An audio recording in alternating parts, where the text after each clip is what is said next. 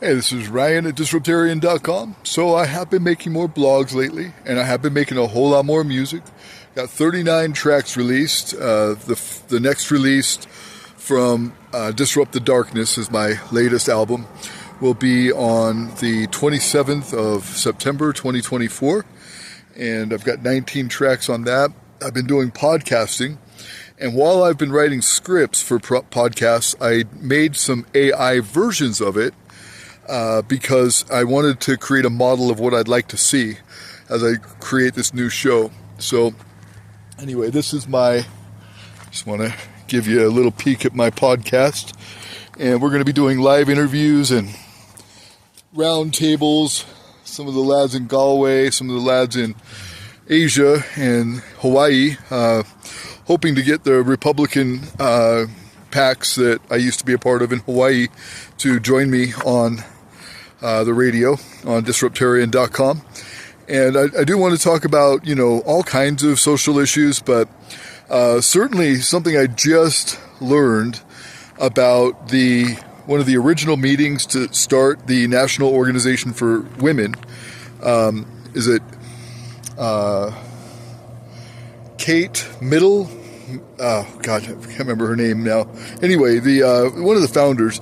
Anyway, one of the discussions they had before and like during the creation of the big organization, National Organization for Women, Second Wave Feminist cause, their meeting to begin this started out as, we need to turn society upside down. This is how we're going to do it. We're going to undermine the patriarch. We're going to take away his power. We're going to replace it with promiscuity, sexual deviance, homosexuality, and we're going to turn the patriarchy upside down and ruin it, basically, to rebuild society in a way that they want it. I think that's horrific, and the results have been horrific, I think, and I'm going to illustrate that on a couple of these shows. Another thing is, and this is about gossip, and I tell you, it's bound to happen, especially in communities that do a lot of socializing. So Mormons, Irish, and Hawaiians, not just Hawaiians, but like Hawaii as a topographical place on the map, I would say all these places are very gossipy. I'm sure you can find other crowds out there, but these are the ones I'm familiar with. And see, I don't like the whole he said, she said, however, somebody wants to tell the story and however somebody wants to believe it. It's just so non-productive. It's so destructive, and it's such a waste of time and energy. So I'm talking about on one of my podcasts, one of my recent ones, I'm talking about the improvement of lie detection technology, not just software, but hardware and other algorithms, interfaces and whatnot that are improving for lie detection and are being released now. iDetect Plus, that's another one that's recently came out. There's FMLR methods and a bunch of others above and beyond polygraph.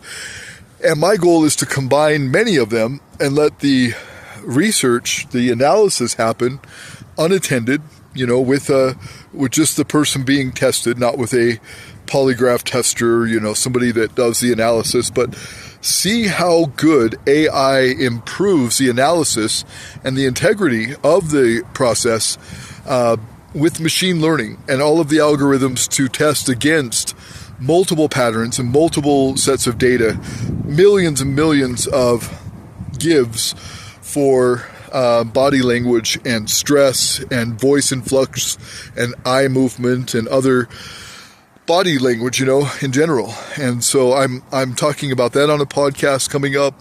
And then I'm going to do some podcast on religion and history, religious history as well. But mostly religion and religious history. But I really like this topic of the Gnostics and the Ethiopian Bible and the Coptic Church and the Rastafarians and the Mormons. And a couple of the big reasons I like these three as a topic together is that the Gnostics bring a lot more books to the table.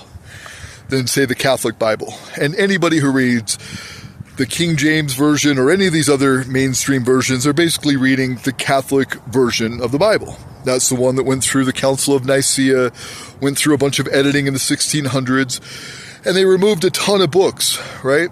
So I like that the Mormons have extra books. They believe the Bible is flawed.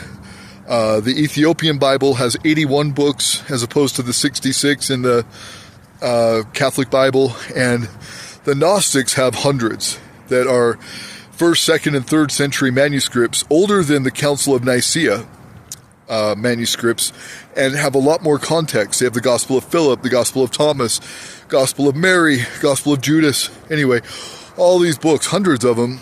And so I like talking about the expansiveness of religious history in these books and the teachings of the early Christians, the early disciples, that is.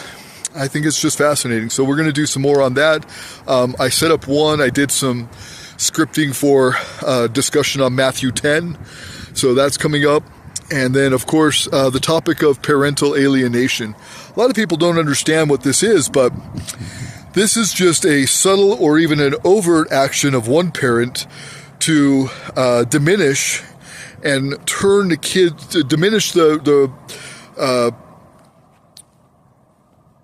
personality or the person, the other party, the other parent, or to subvertly reduce their worth in the children's eyes, and to subtly, over time, turn the kids against the other parent.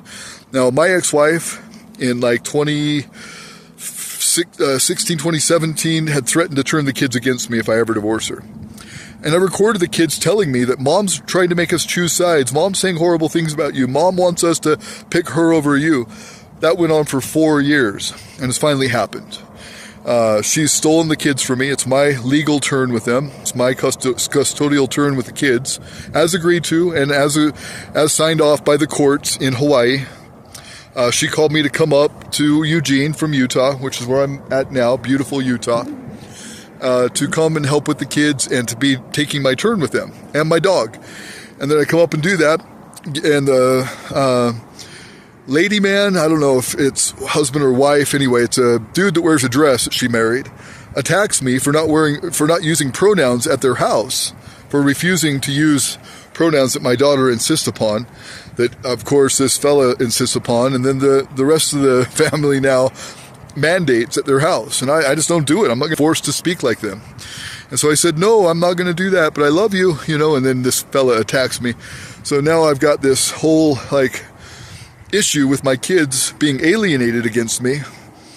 And for 4 years, I've got at least 12 or maybe more dash cam videos of me and the kids talking, where they're like, yeah, Mom's trying to get us to choose sides. She doesn't want us to like you. She's saying horrible things about you that aren't true. Like that I abandoned them, that I canceled plans that I didn't even actually make, that I was lying to them, all these different things that weren't true. And I had to sit and prove it to them when I got back from Ireland.